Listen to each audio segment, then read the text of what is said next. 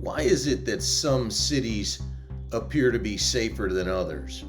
Oftentimes, it's because there are good guys working in the shadows to keep the bad guys at bay. On this episode of In the Chill of the Night, we're going to meet one of those good guys who patrolled in the shadows to keep the city safe.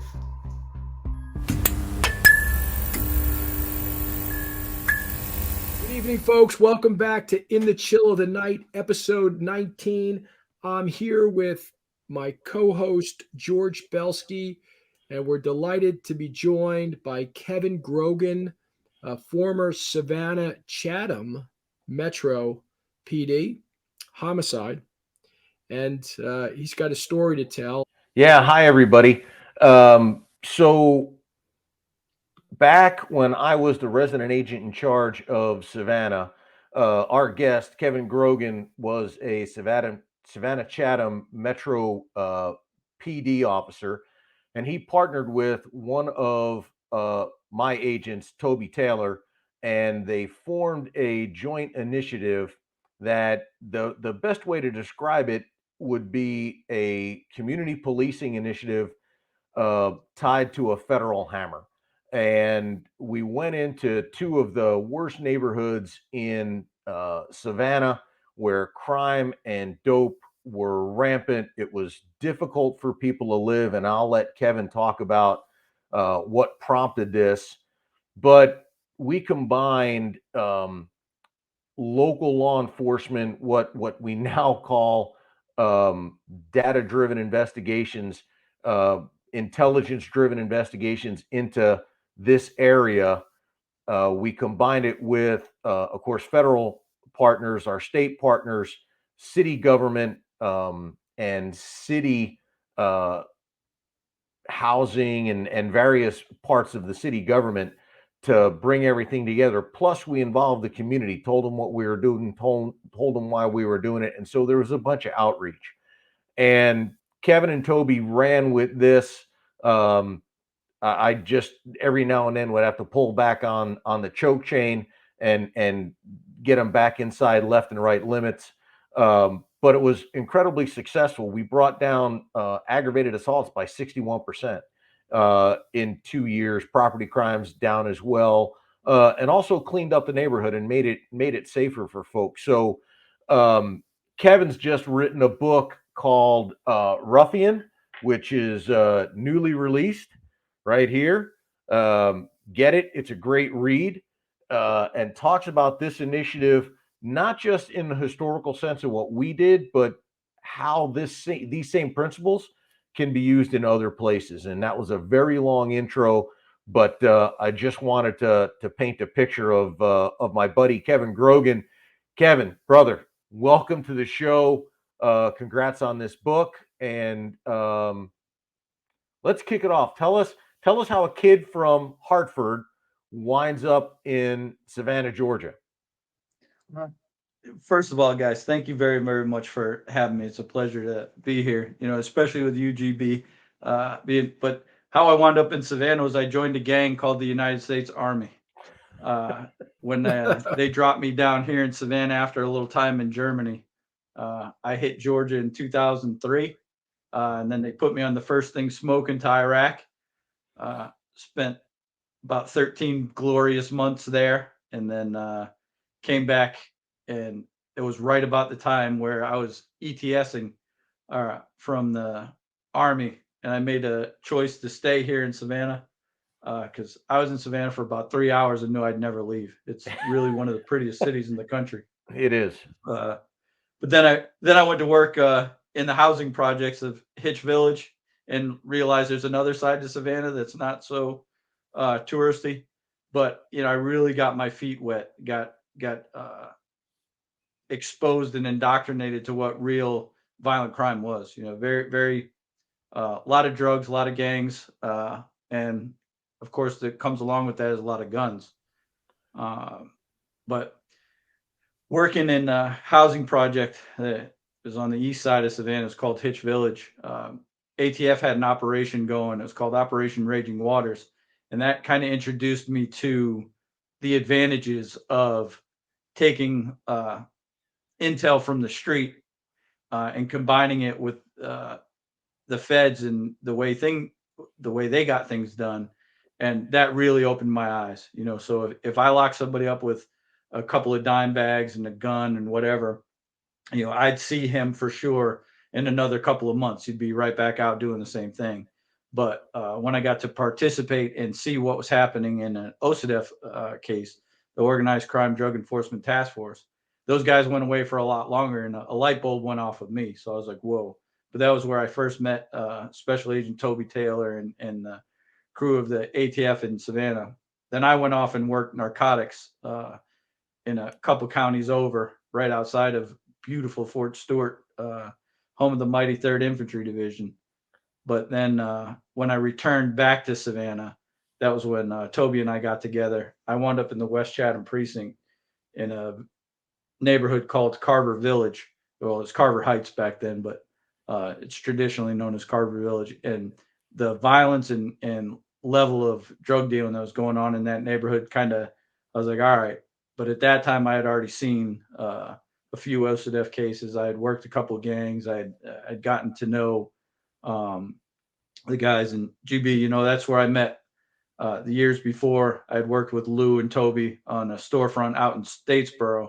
So I had seen the advantage of combining the local effort with the feds and how well we could do that. And that's basically how, when I was coming back to Savannah, Toby was trying to figure out how to get the operation running, and we dubbed it SARG, the Savannah Area Regional Gun Enforcement Task Force. And that's we got going from there. And that's where you and I first met. I think we actually go back a little bit farther, because when I first took the rack job in Savannah, you were at Mace, the multi-agency crack enforcement task force down in Liberty and Long counties. And I think I met you. I love the names, by the way. Hey, it's got to be cool, man. There's got to be a CDI factor on every operation. And you know that when you it come comes from to the Army, you have to have cool acronyms. That's absolutely right. Naming operations, that's like incredibly important, right? It's got to have the CDI factor, right? Chicks dig it, right? It's got to be, and the branding and the branding aspect too, right? Yeah. Well, it's how you get to make T-shirts and shit. Yeah, exactly. So, and you were working with Al Qaeda, who was a phenomenal investigator, and then you left Mason and went back up to Savannah. So by the time you actually were on your second run at Savannah Chatham, you were a really experienced street cop and a really experienced investigator. And I think that that background of wanting to take it to the next level. Hey, we popped a guy with a gun. Yeah, he's a convicted felon, and we can get that adopted. But where can we take this? You pop somebody for dope. Can we run this up the food chain and see where we go? So you already had that attitude or that skill set developed. Did it, when you went back to Carver Village now, having had that investigative experience, did you feel a little more comfortable being able to connect the dots? I was hugely and probably overconfident at that point in my career. The thing is, I had seen what Raging Waters did, which was 3 gangs in Savannah that were tearing it up. Then I went out to Mace and worked some on the storefront out in Statesboro. But at the same time that I was doing that, I had identified a gang that was called the Dog Pound out in Liberty and Long County. And we OCDF that. But that was, a bunch of search warrants, a whole bunch of investigation, as opposed to the very proactive patrol style things I had done in Savannah. But when I was able to combine the two of them, by the time I got back to Savannah and when they plopped me in Carver Heights, I knew what I was looking for at that point. And it just happened that. And what was that? The thing is, if you pulled into that neighborhood where, when I was on patrol and didn't know my ass from my elbow, I would pull in there. There would be tags on the walls, HVC, HVP for whatever the neighborhood gang was. That's kind of where I left it. I'm like, okay, I'm in Hitch Village. I understand that's that, but no big deal. But once I started getting into some of the homes, it was the same thing out in Liberty County, but you would see DPG everywhere. But when I started doing search warrants and seeing the T-shirts and the pictures of these guys together with guns and drugs and holding up, their various gang signs and all that, I was like, okay, well, now we go. So when I got to Carver Heights, the T-shirts, all that stuff meant something to me. Wow. So I started to link, and then we got on social media and identified a bunch of these guys, and immediately like, okay, when you started looking at their criminal histories, they were significant. These were guys that, if they were still involved in the game, they were definitely people that needed to go. And after a very short period of time, we realized, yeah, these are definitely the types of guys we need to remove from the neighborhood. And I'm sorry, George. Go ahead, Ray. Go ahead. I was going to say, when you say the guys are removed from the neighborhood, is that just an assortment of folks that are selling at the same time murderers too? Well, these guys, I think the term now is they were the drivers of violence. Mm-hmm. They were the guys that were out on the streets doing street level robberies. Now they weren't. They were dealing drugs in their neighborhood, but they weren't shooting and robbing in the neighborhood. But we identified, there were 2 murders. There was one on the east side of Savannah, which this neighborhood's on the west side. But at an IHOP, there was a murder where 2 of the guys that we identified were involved. Then there was a shooting downtown that involved a sawed-off shotgun and a pistol. And they were downtown, but they were all from this neighborhood. And they called themselves the Carver Village Thoroughbreds. So you would see CVT everywhere. Mm-hmm. And I'd be stopping guys and they'd have CVT tattooed on their arms and this, that, and the other. But that's where Ruffian came from. It's named after the championship racehorse from the 70s. Yeah. Tell us a little more about that piece. Like, why Ruffian? Yeah. It's kind of like it's my emotional and artistic side.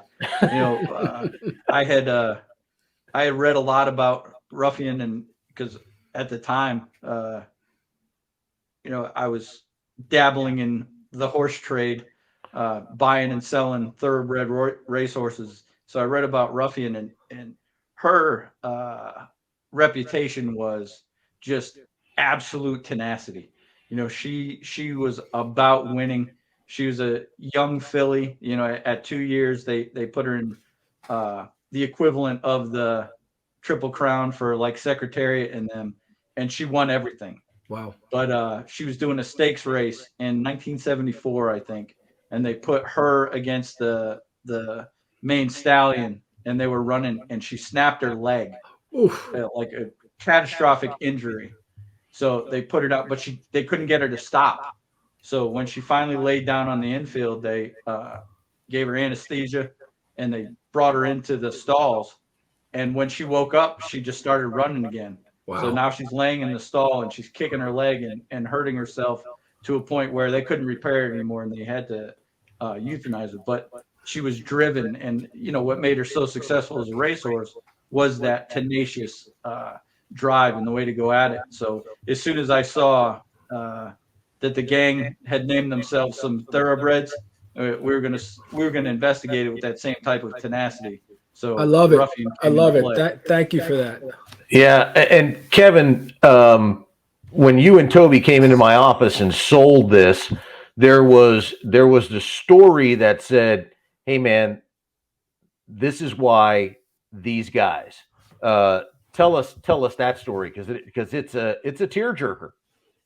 Oh man, I tell you, every time I tell it, I still get pissed off. Yeah, it really was one of those things. So when I came back to Savannah, I wasn't in an investigative role. I was a beat cop, and I didn't have any seniority other than experience. But they put me in, and I stuck my nose in the city, which the city beat for the West Chatham precinct was Carver Village and Cloverdale and that. But when I got into when I got into Carver Heights, I was riding, and I get a call from patrol So I roll up to this house, and basically it's a 75-year-old woman who was caring for her 55-year-old handicapped son, who was sitting in the fenced-in backyard playing with his puppy. So he had this little pit bull puppy, was sitting in their cleared out backyard when some thugs approached him and said, "Hey, give us the dog." And here's this 55-year-old man, defenseless, playing with his puppy in his backyard. And he said, "No, no." So the mother came out and ran the kids off, saying, "Leave him alone. He's not bothering you guys." And they're like, "Give us the dog." And she said, "No." So the little shitheads threw a rock through the window to the side of the house, and then they decorated her 1984. Now this is 2010, and her 1984 Plymouth Caravan that she still had running, and that was in immaculate shape because it's the only thing she really owned. They just peppered it in condiments and dumb kid stuff, and I was like, man, this ain't good. And as I'm standing there taking this report, I look down on the corner and there's a roll call. It's just a spray painted thing of TIP, Thug in Peace, and it had 4 names. I'll never forget it: HB, TP, Scooter, and Bossy. And I was like, man. So having had the gang experience at that time, I knew exactly what it was, and I'm like, all right, these little shits need to go. And granted, the guys that kind of kicked it off for me and caught my interest were juveniles, but the ominous presence of a roll call like that, which anybody in a gang investigator's role knows what that means. These are guys that were killed in their line of duty, and they're the ones that show up on T-shirts and graffiti in the neighborhood. But as soon as we got that, I started to identify everything and everyone that I possibly could. And Toby and I went through social media, and GB, I think it was like 6 hours of us texting back and forth, and we had about 15 to 20 members of a gang. Yeah. And just Man, I'll never forget that old lady's face. They an 84 Caravan, and they Wow. this Carver Heights, it's just like the housing project that I work in, that I learned how to police in. 97% of the people that live in that neighborhood have busted their ass their entire life.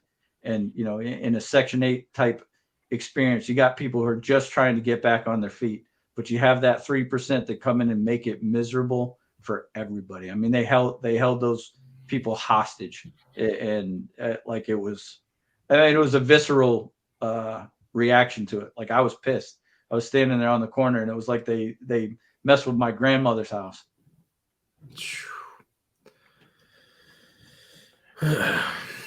And so that's how we got Ruffian running. Yeah. And so from there, I was an easy sell, right? You tell me we're going to go hunt bad people, and oh, by the way, the bad people are preying on defenseless people in their neighborhood. You pretty much sign me up. I'm going to get you whatever you need. So I was an easy sell. And then we had to basically borrow him in a TDY assignment because he wasn't a detective. He was just I don't mean just in a bad way, but was humping house calls as a patrol officer.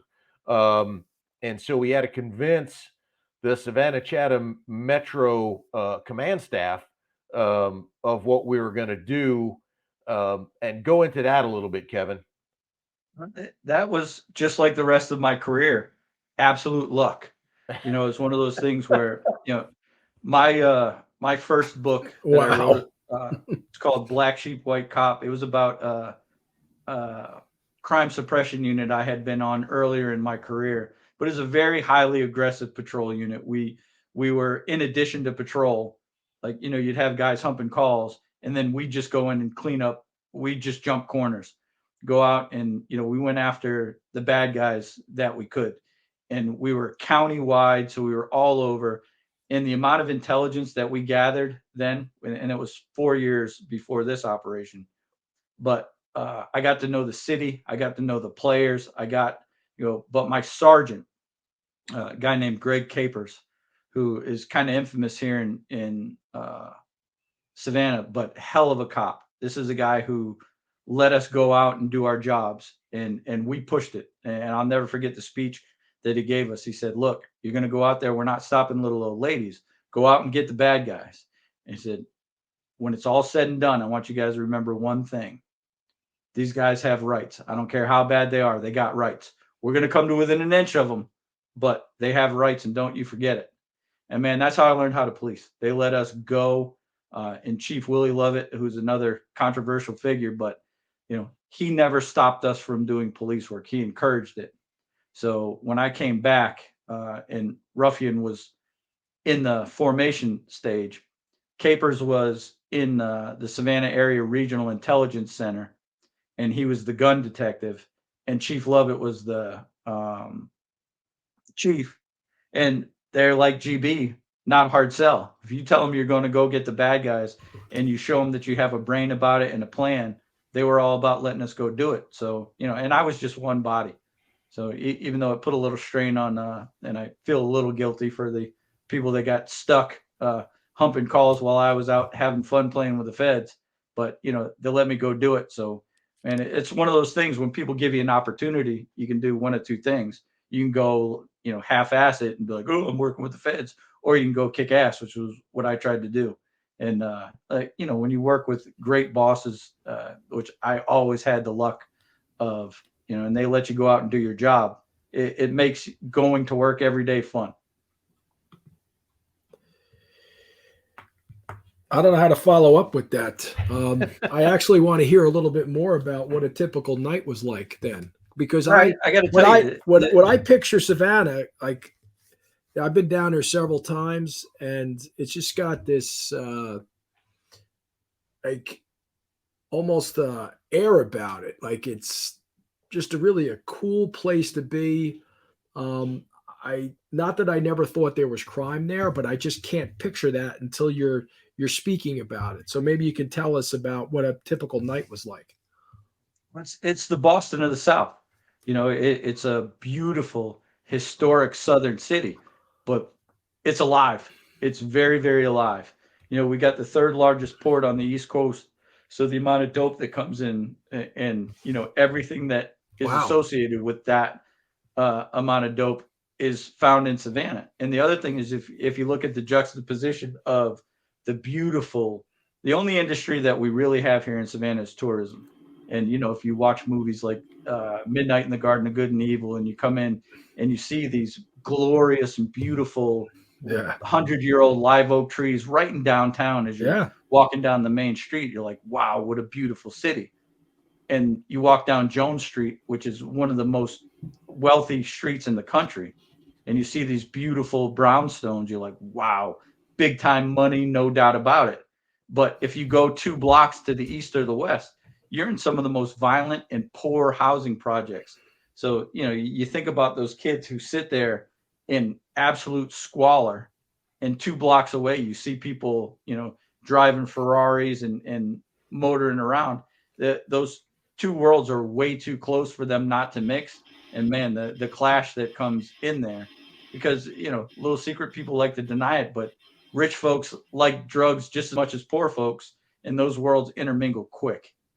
Wow. And I guess when they intermingle, bad things happen, right? In terms of violence too. Yeah, and the thing is, robbery is a big thing, but everybody, and here's the thing, I got my best friend from nursery school, pretty much. He's a physician's assistant up in Boston, and the physician, the actual doctor in his office, his little girl is coming down to go to the Savannah College of Art and Design. And this guy, is really concerned. He's very protective of his daughter. So he did a lot of research on Savannah, and he looked at the crime and was like, holy crap. Is it safe? And, I know the underbelly of Savannah. Like, I've seen the worst of it. And what I always tell people is Savannah is a safe city unless you dabble into the drug world. If you go to buy crack, sell crack, middleman a deal for crack, as soon as you expose yourself to that, to include marijuana, pills, whatever, as soon as you dabble into that world, Savannah becomes very, very unsafe. It's funny because we say that in other parts of the country too, is as long as you It's don't universal, decide, I think. right, as long as you don't decide to be an entrepreneur and want to set up your own drug set, you shouldn't have a problem. But many I folks think the do. saying is play stupid games, win stupid prizes. There you go. There you go. Kev, who was it when we were sitting down and we knew I knew that doing the investigative angle was I don't want to use this term lightly, but that's the easy part, right? That's what we do. We can do investigations. We can do very aggressive pinpoint. Hey, we're going to target this group. We're going to do these folks in this area. That was, and that's where the gang stuff comes in, and ATF, well known for its blue collar law enforcement working with state and locals. One of the things that made this unique from uh, Raging Waters and some of our other stuff was we actually got city government and then the community leaders behind us. If I remember right, we even met with the Savannah chapter of the NAACP and brought them in and told us what we were going to do. We had some church leaders there. Um, how did those meetings go? I was only at some of them, but how did those meetings go? Maybe you can expand on that. And what was the attitude of the folks when we told them what we were going to do? I tell you what, that's really kind of a twofold answer, and it can be summed up with one answer. It's the genius of Toby Taylor. Toby, who's now the chief of force review for the ATF.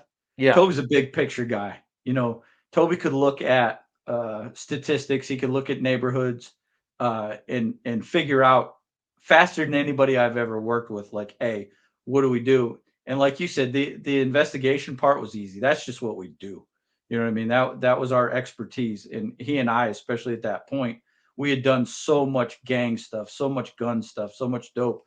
We knew how to do it. And like I said, those guys were lining up to identify themselves on social media and leaving their trail everywhere. So it wasn't brain surgery at all to do that. But Toby's the one that said, look, we need to really come up with a two-pronged thing. And at the same time that was happening, a local pastor, a guy named Ricky Temple, because violent crime had been on the rise. And what he wanted to do was get community leaders like the mayor, the chief, the District 1 alderman at the time, who's now the mayor. His name's Van Johnson. He wanted to get everybody together to sit down at the table. And there was the genius of Willie Lovett. Willie said, hey, this is the operation that we're going to do. You guys come tell them what you're going to do. And we took the roadmap that Toby had come up with in your office, actually, in the conference room at the ATF. We drew out basically a roadmap and said, look, we're going to go get the guns. We're going to go get the drugs. We're going to identify this gang. But at the same time, we need to get a very city angle. And the city of Savannah has a line, essentially. It's 311 as opposed to 911. And we would roll into that neighborhood every day and see graffiti on walls, see it on the street, see it in the park, see it everywhere. And we would just call 311. And man, they were a hit squad. When we called, they came right out and got rid of the graffiti. They boarded up, broken things in the park. They really, kind of a broken windows theory thing, but they came right out and did it. And that was a city entity. And what's funny is that is such an effective way of cleaning up communities. And so many cities don't put the attention that they should to that. Would you guys agree? Yeah, 100%. Think about the message that sends, though. Yep. If you think about that, like, look, not only are we not going to let you deal drugs, not only are we going to run you off corners, but we're going to erase any sign of blight. We're going to erase any sign of your gang and criminal activity from the thing, because we don't want the people in this neighborhood looking at it. And that was effective immediately. They knew right away. And so Carver Village was the first part of the operation. And we were very overt about being there. We put up a billboard. We handed out little 5x6 cards that Crime Stoppers and who else? I forget where the funding came from, but it was it was Crime Stoppers and some city entities that helped us get all these things. And we handed them out and said, look, the police and the federal government, the ATF, are here and we're going to crack down. We don't want you guys to be afraid. To which, there's a chapter in my book that's entitled "Fuck You, Do Your Job." Because invariably, if I walk into a situation at a shooting and I go to somebody that's a potential witness and I say, hey, can you tell me what happened? Invariably, they're going to tell me, fuck you, do your job. So we started doing our job before we asked them anything. And, we made it very clear that we were going to be there. But the bad guys were not used to being policed like that. Like if we were going to be in their face that much, if we weren't jumping out on the corners and stuff like that, they thought we weren't doing anything. Well, that's when we began the whole infiltration with informants and that kind of stuff and started buying dope secretly there. But that really, to answer your question, GB, that came from Toby's, big picture thing and Chief Lovett's willingness to do something different. But we knew, because there had been an officer involved shooting the year before. So the police were not the most popular game in town. But that's why we sat down with Al Scott, who was he was the Chatham County Commission chair, and he was the president of the NAACP Savannah chapter. And we sat down and said, look, we're not going after minorities. We're going to clean up a neighborhood. This is not racially based. This is just an operation. We're going after bad guys, no matter what their race or gender or whatever it was. And, the sincerity of, again, somebody as talented and smart as Toby was, they knew we weren't bullshitting. We went down, we sat there, we said, look, this is what we're going to do. And the whole race angle went away, and I think that's a huge prohibiting factor in what law enforcement does today is, oh, you're just picking on us because we're whatever. And it's just not the case. Yeah. And we even met with the congressman from that district, if I remember right. We had a meeting and there Kingston or yep. John Barrow came. He came to one of the neighborhood association meetings. Yep. And that's what we did, But the thing was, that to me was kind of the show part. That was when we went to the neighborhood association, and the people that came to the neighborhood association, they were all the elderly folks. They're the ones who had been there forever and stuff like that. Not at all involved in violent crime, not at all involved in anything. Their big concerns really were, the trees getting cut away from the neighborhood sign, making sure everybody was bringing in their trash cans on Tuesday and that kind of stuff. But we couldn't minimize that. We had, that was their concerns. So that's when we really started coupling with the city to say, hey, okay, well, we're going to get code enforcement and, a bunch of stupid things. Like I say stupid, but a bunch of very little nitpicky things, but it led us to a bunch of crazy things. Remember the nightclub that the guy was running? Oh yeah. That's hilarious. Tell that. That's hilarious. We had a guy who's a president of the neighborhood association.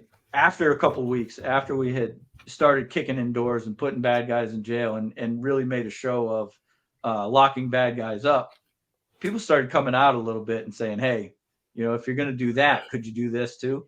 Hey, if you're going to take care of that, could you take care of this too? And they tell us about this nightclub that's being run out of a guy's garage, basically. And I'm like, yeah, all right, zippity doo dah. But then we thought about it. So there was a legitimate bar on the outskirts of the neighborhood.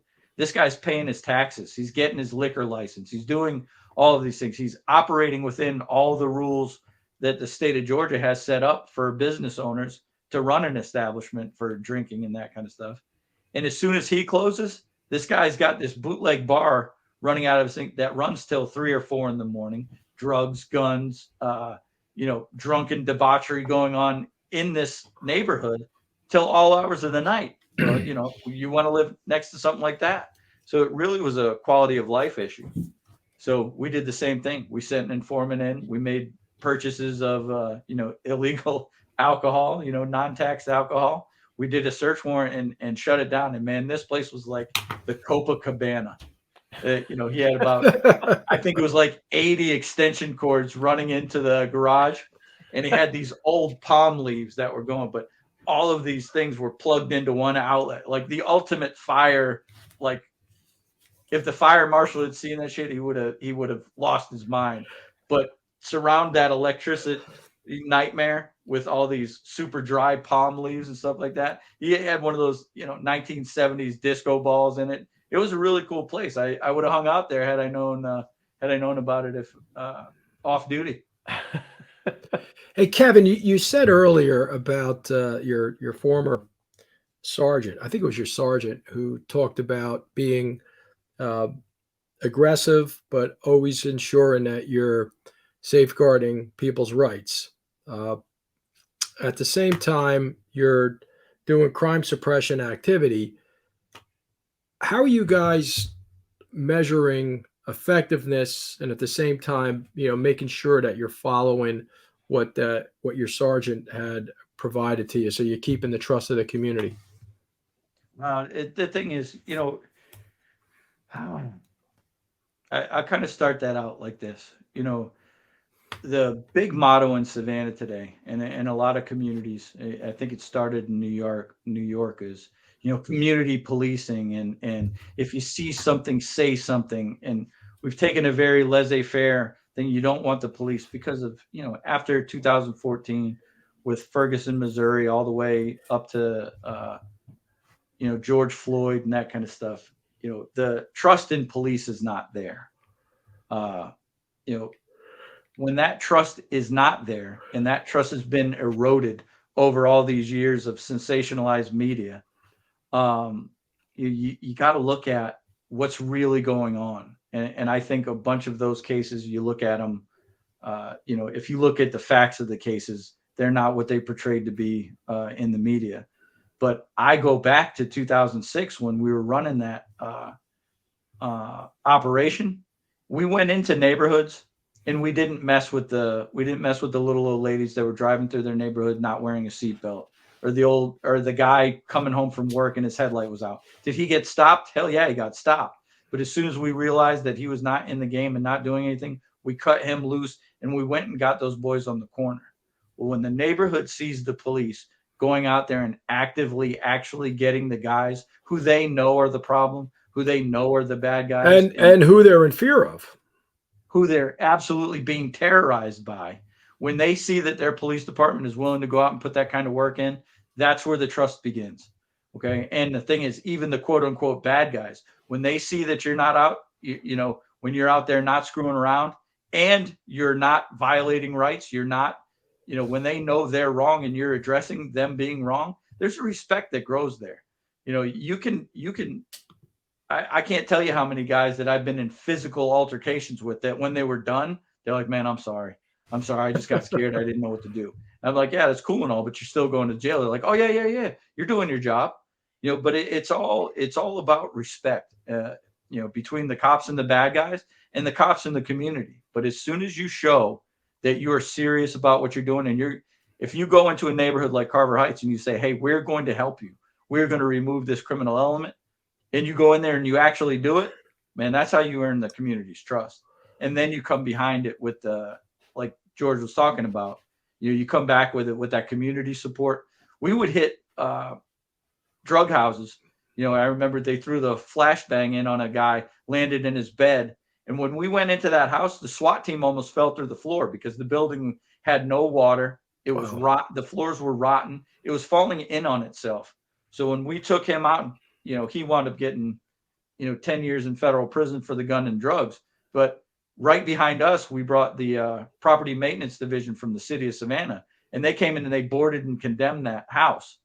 Think about the message that sends to the community. Yep. Not only are the police going to come in and take out the bad guy, but we're going to take care of the blight immediately. We're going to shut this down, and nobody else is coming back in to deal drugs out of this house. That two-pronged approach, and that's what I think separates it from all those other investigations. We put a lot of people in prison and raging waters and all these things. But I think, anybody who's been in law enforcement long enough, you're not going to arrest your way out of crime problems, But if you make the right arrests, you take the right people out, and they go away long enough, and then you go in with that second prong of actually giving a shit about the community, it goes a long way. So we ran in Carver Heights. Was that maybe 8 months around there? Yeah, 8 to 10 months, I think. Yeah, 8 to 10.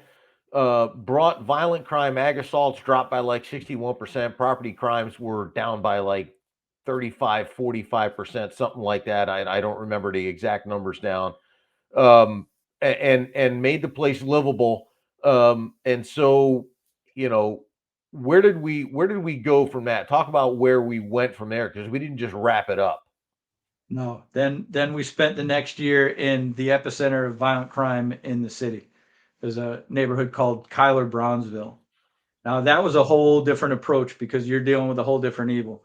Carver Heights was a problem neighborhood. There was a lot going on there, but it was not Kyler Brownsville. Kyler Brownsville was really the epicenter of violent crime. The who's who of killers in Savannah resided or originated from Kyler Brownsville. And if there's one neighborhood in Savannah where if you were going to go look for the bad guys, that's where you go. So, Chief Lovett said, "Hey, we're doing great here. Can we move into Kyler Brownsville and see what we did?" So, that took an entirely different strategy. That was we were not as overt in our approach there. We went in immediately with informants and started buying drugs. But from the intel that I had gathered, it was 5 years earlier from being on crime suppression. We spent so much time in Kyler Brownsville, but the same guys were doing the same thing in the same place in Kyler Brownsville. So we knew all the players right from the jump. So we just started fishing. We sent informants in and started buying as much dope as we can. But GB, as you well know, anybody can buy dope. That's not the big trick. It's getting to the guns and getting where you're actually purchasing firearms out of the hands of the bad guys. It becomes a very, very complex thing. And as you well know, we ran in where and we dangerous made mistakes. Oh, very, very dangerous. And the thing is, if you get complacent, because we had so much success in the first half, we'd go in, we'd buy dope, nothing would happen, and everything was great. But now we started dealing with a different criminal element, a much, much, much more violent element. And now we're introducing guns into every deal that we do. And we kind of got a little complacent from the success, and it wound up biting us in the ass a little bit.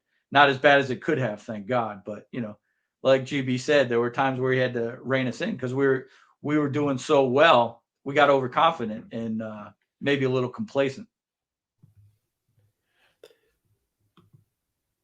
So we go into, and I remember that that transition into Kyler Brownsville. It was kind of like you were going from playing Division II college ball to playing in the SEC, and so it really became that we buckled down a little bit. But Ray, this is something you and I have always talked about. And Savannah suffered from it, but Chief Lovett made it change. Is there was a tendency in a previous chief to just get intel. We got intel. We got this intel. We got intel. We got intel. And none of it found its way. None of it found its way down to a detective to make an arrest. Yep. So intel is great. That's cool. I'm all about reading and knowing and all. But at the end of the day, in my opinion, right, law enforcement intelligence is supposed to help you drive investigations, not just so you know stuff, but so you can go do stuff. It's the execution that that really separates the guys who were winning the big game to from the also rans. And I think with Kevin's experience gathering intel and then putting it to use is really where where this part of the investigation shined a little bit more.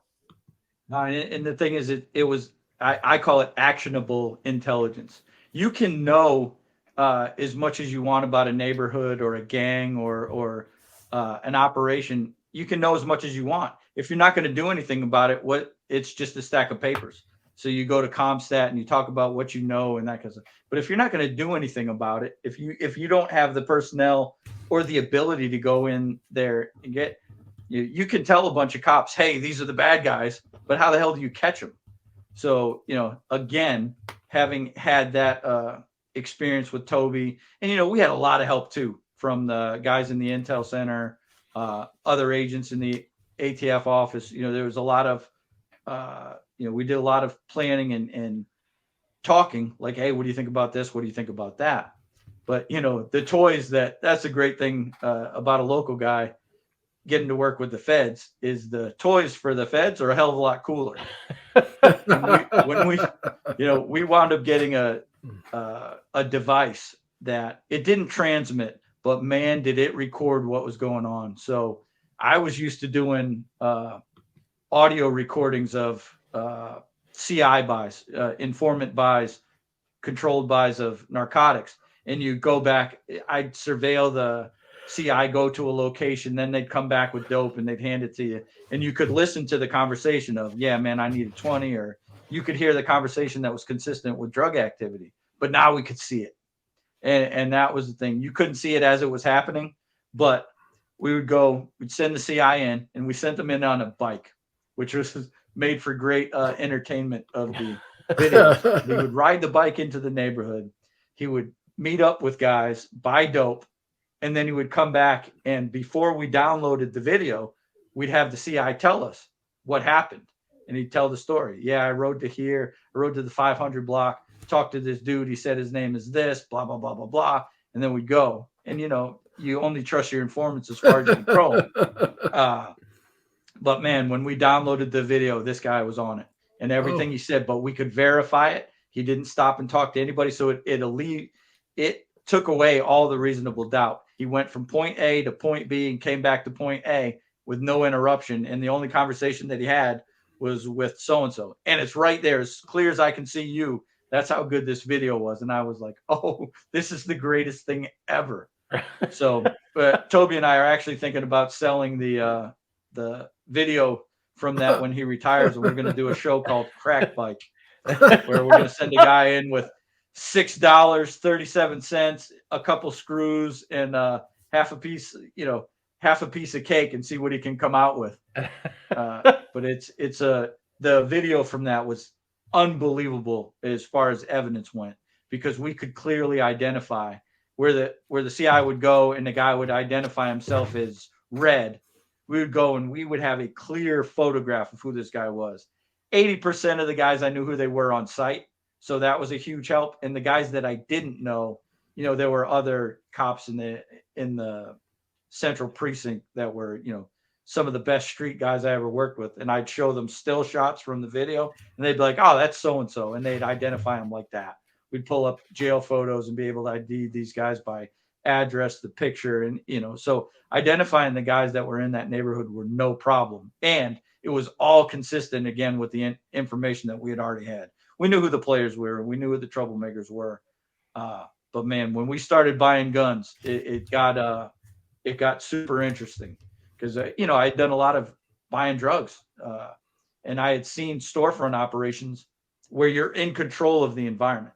Storefront operations, I think, were some of the best operations, because from safety evidence standpoint, the police controlled almost everything. The only thing they didn't control is the actions of the suspects. But when you're out on the street on their home turf, that whole ball field is different. They're in control of just about everything. But to have it recorded the way we did was phenomenal. And having that technology was tremendous. It was a huge asset for us. Even if I remember right, even one of those deals, they ripped the CI, did an armed robbery of the CI, and we had that on body cam, didn't we? And that was the best armed robbery case I had ever seen. Yeah, because the thing is, you get But that was the thing. We had gotten comfortable. Yeah. We had this guy in so many times. And if there's one knock on my investigative prowess, is again, I got complacent. We had done so well. Every time we sent this guy in to buy guns and buy drugs, he came out unscathed, no problem. But man, again, we were dealing with a different kind of criminal, and this guy, who wound up being like the ultimate bad guy in the case. The neighborhood Kyler Brownsville is from 37th Street, and then it goes, numerically 38th, 39th. Well, the 9, as they call it, this guy's block, his territory was 39th Street, 5 and 600 block at 39th Street. And he loved it so much, he had 3-9 tattooed right on his face. So he was easily recognizable and identifiable, but this kid was bad. I mean, young kid too, 19 years old, but suspect in 2 murders that are still not cleared to this day. But we're dealing with him, and we had dealt with him a couple times. Bought a little dope from him, and then bought a gun from his partner. Bought a little dope from his partner, and then bought a gun from him, and it was no problem until it became a problem. So we sent the CI in, and they go, and they kind of switched it up, and which was not unusual. And again, they're in control of everything. So they switched it, and they went into the alley, which in Savannah we call lanes because we're quite pretentious down here. We don't have alleys, we have lanes, which are just the roads behind the house. But again, the lanes are beautiful. They have live oak trees with Spanish moss and trash cans. But you ride in there, and this kid, he's breathing, he's huffing and puffing, and he's like, oh man. So our guy rides up to him, and he says, so he pulls out this, I'll never forget, it was a Taurus, the same frame as a Beretta 9mm. Yeah. It was a chrome plated Taurus with an extended magazine. So RCI is like, ooh, yeah, because we'd been buying High Points and Jenkins and just little pieces of crap. Some of them didn't even have trigger guards on them. That's how nice firearms we were buying. But this chrome plated Taurus, so our CI is like, he's like, oh man, he's like, how much for that one? And the guy's like, oh, you like this? You know what time it is? And pointed it right at him. And man, I still, that's where the cover of this book comes from. Wow. That is a recreation of the still shot that we got of RCI being robbed. Wow. And, you got to understand, so we're blocks away. We do have an audio device that's transmitting, but we're hearing, oh, that's nice.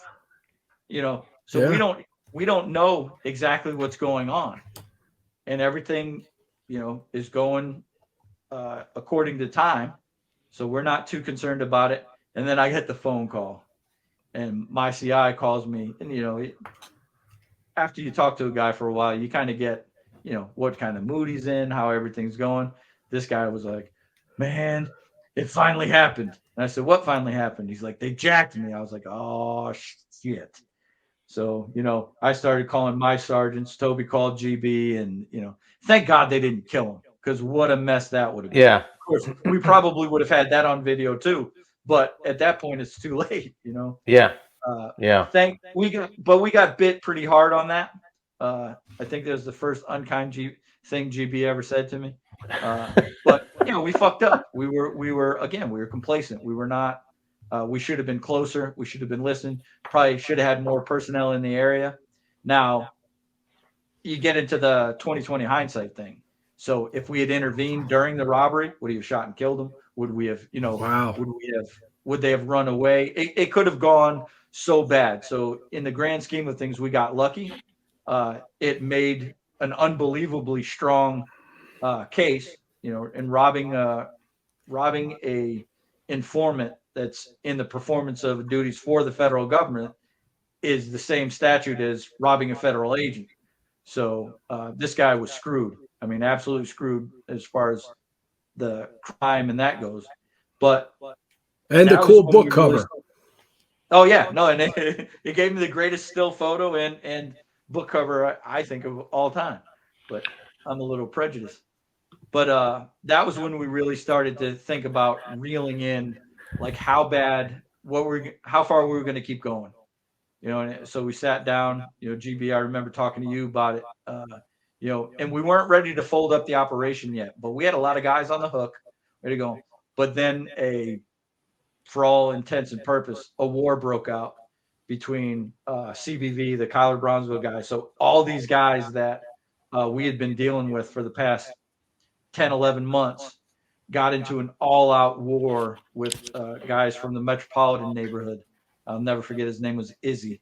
This kid, he had contracted HIV and had decided, I'm going out anyway, so I'm going out in a blaze of glory. And he would come into the neighborhood and shoot. They put about 38 rounds at each other. Thankfully, nobody was hit, but they shot a lot of cars. They shot up a neighborhood. But I remember calling the FBI after this big shootout. So all we had was, of course, nobody saw anything. Nobody knew anything. No, again, the whole fuck you, do your job, figure this out. And I'm like, oh, it's going to be on the poll camera. We know it. This is going to be great. I know this. Well, this happened on a Thursday night. I'll never forget. So we call the FBI agent, excuse my language. We call him up and say, hey, can we get the footage from the thing? But he was in training that week. And he's like, oh, I won't be back till Tuesday. I'm like, dude, can you call somebody in your office? He's like, no, I'm the only one with access to this. So the next Tuesday, we get the footage of Truckhead's door. And, absolutely completely missed the all-out gun battle that happened where we hopefully maybe would have been able to identify people. But the thing, we spent so much time after the informant rode in and bought dope in both neighborhoods. Toby and I would go in and we would talk to these dudes, like just stand on the corner and be like, what's up? So they wouldn't be uncomfortable when we were around, and I had known a lot of these guys from my time on crime suppression. And so them seeing me was not an alarm to them at all. But we got so much intel. So I could go on for hours, and all this is in Kevin's book, so give it a read.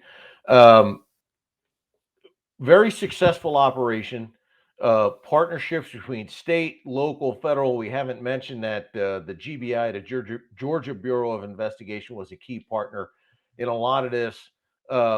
We got community leaders, we got city government involved, extremely effective, not just in reducing crime, but making these places better to live.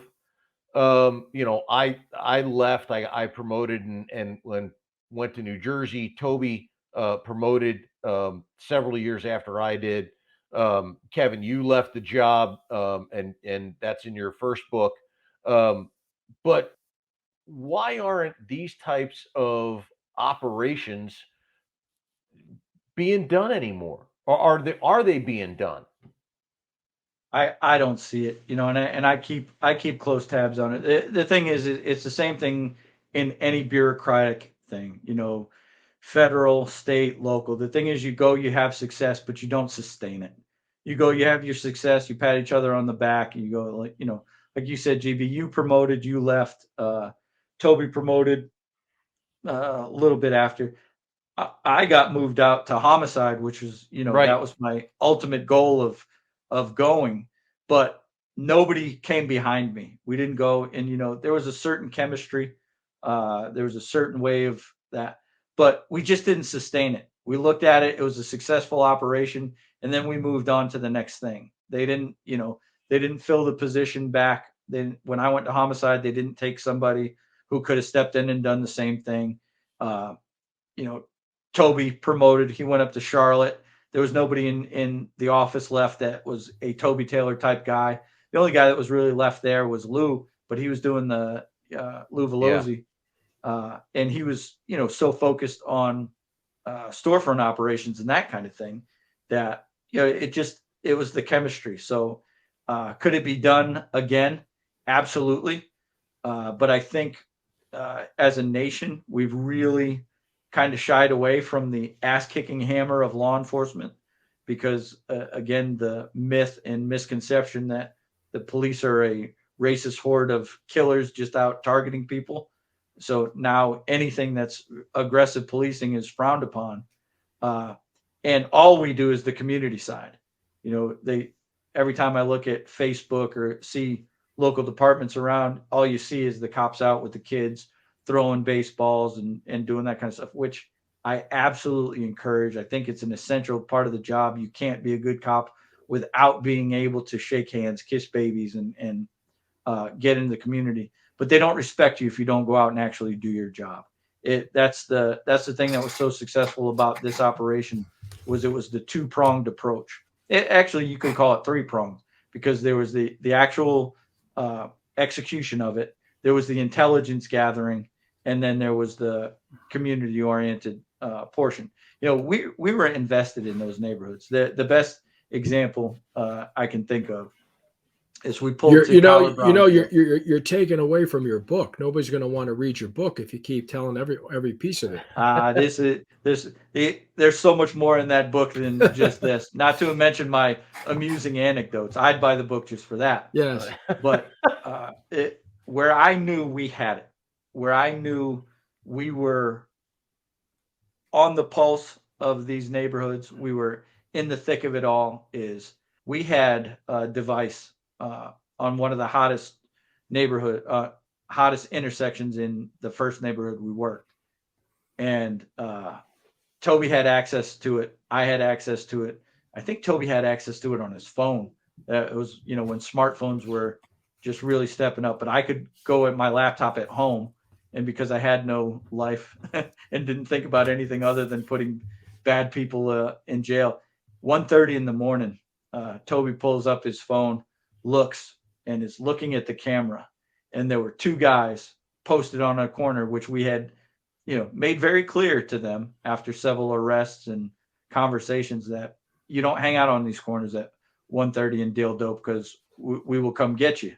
And this one kid stepped out, easily recognizable because of his posture and the way he walked.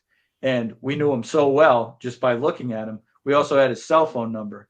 So at 1:30 in the morning, sitting in his living room, federal agent Toby Taylor called this guy and said, "Hey, what are you doing on my corner?" And you could see the guy in the film going, "Whoa, where are you?" He's like, "Dude, I'm everywhere." He's like, "Get off my corner."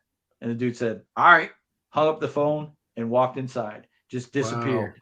So he did a patrolman's job. He cleared a corner without even having to be in the neighborhood, just because he knew who the guy was, knew how to get in touch with him. And that guy on the corner knew he wasn't playing. I truly believe he thought if he had stood out there, we'd have come out there and cracked them. And they knew it.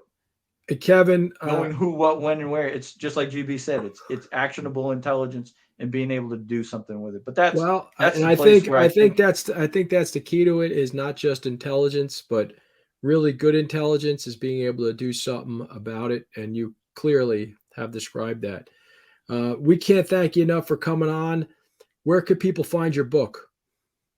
The best place, it is currently the #1 new release in the law and witness category on Amazon.